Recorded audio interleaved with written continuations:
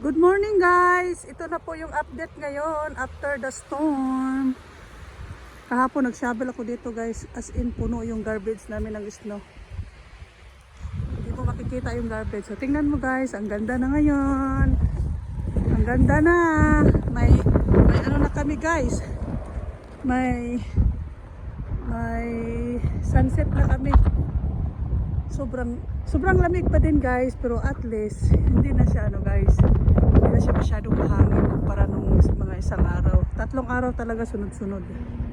Kaya medyo okay na siya. So, yan. Diba? Sobrang lamig, but ayos lang.